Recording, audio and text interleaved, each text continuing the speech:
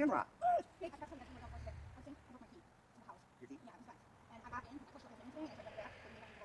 broke your teeth off in the lock? No, it's just that. The lock is better than teeth. Okay. And Natalie just must be this is going on YouTube now. She said that she feels people, you don't know. I'm not going to. Natalie's something I like, but she's buying a motorcycle. She used to ride, she got back in the day. She was talking to me you're going to do. All right. So, I got the bed off. And here she is. It's pretty bad. I can't deny. So I got this whole like layer coming off here. Hopefully there's some left, you know, at the end. By the time it's all said and done, it sucks. This frame is definitely compromised, even with that thin layer coming off. I don't know how much we're losing here. At least 0.5 millimeter on every side of it. So what I've got, and let's go over here. I've got you mounted to my head right now. Got the air hose, and like I was saying, what I've got is a cheap Harbor Freight air chisel, and this thing has been one of the best investments I've ever made. I think 17 bucks new. Comes with the chisel. It might have come with another one too. I can't remember.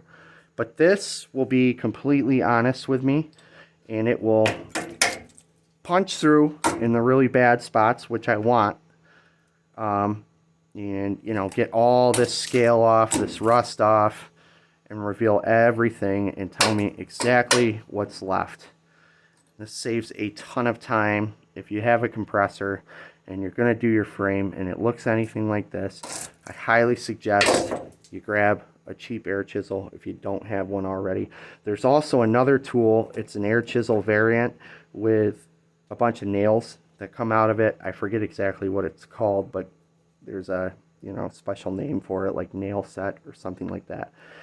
Anyway, you might be able to find it just by looking up. I guess that's better though. It's not as hardcore as a chisel. It spreads out your impacts more, and it's better for rust and stuff like that. But this has been working so good that I'm just going to use this. So I'm going to hook this up and start chiseling this frame.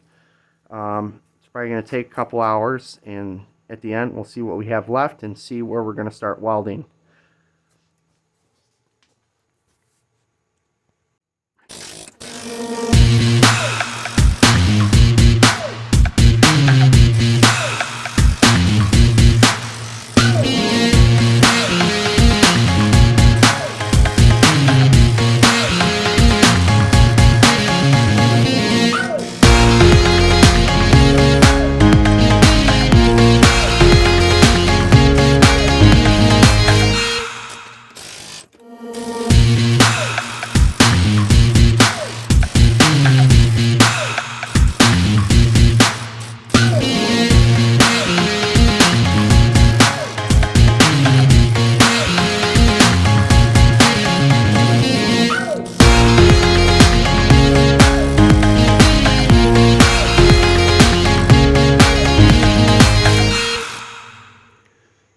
Alright, ladies and fellers, I've got her jacked up on the passenger side.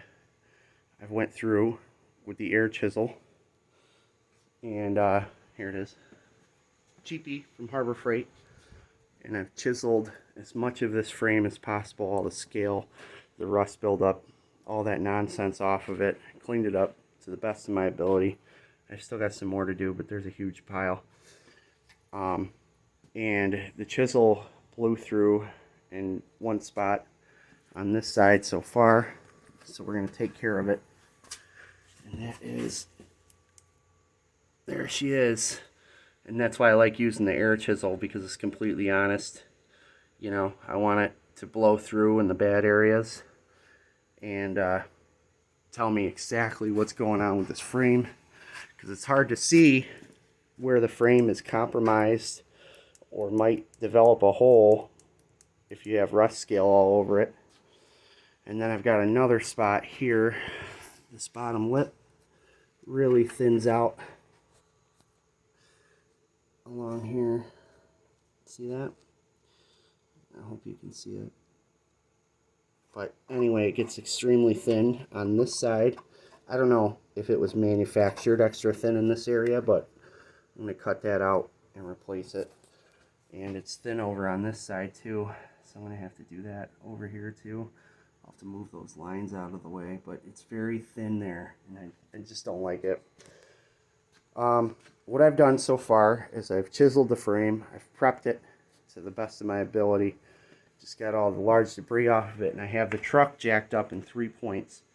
Now, depending on how severe your frame is rusted, or if you're dealing with a huge crack, or the whole bottom part is crusty and crumbly and halfway up, I would jack it in multiple areas. So if this was really, really severe here, I would have a jack under this leaf spring, and I would have a jack under this part here, and I would get the frame bent back in its original form as straight as possible before I started working on it, and make sure to, you know, have it thoroughly supported, not tweaked.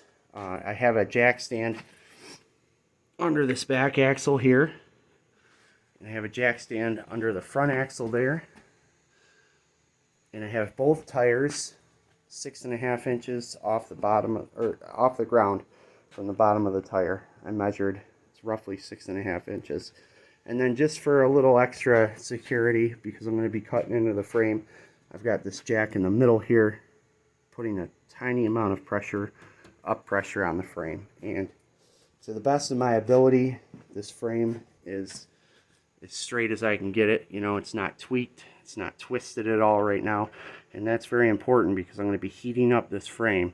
And if I only have it jacked up in one spot in the front, and I heat it up and I weld it, and then I let it back down, the frame could be permanently twisted, or, you know, torqued or deformed in the way that I was working on it. So keep that in mind, and depending on how rusty your frame is, make sure you have plenty of jacks under it. Get it as straight as possible. Now my next move here, now that I've chiseled everything, I'm going to basically cut out, take the grinder and cut out a pretty big area here. And also, I got another rot spot under here. See that? Yeah. So I'm going to cut out. Surprisingly, this bottom rail is still here. Let me slide under there and show you. If you have a lift, lucky you, because I don't. Alright, this bottom rail still looks pretty good here. Still nice and thick under that, so I'm not going to ditch that. I'm just going to cut this out in a random shape, you know, until I hit meat, hopefully before this thing, or this exhaust mount. I might get rid of that too, just get it out of the way. There's probably moisture being retained between these two layers anyway, so it'd be a good idea.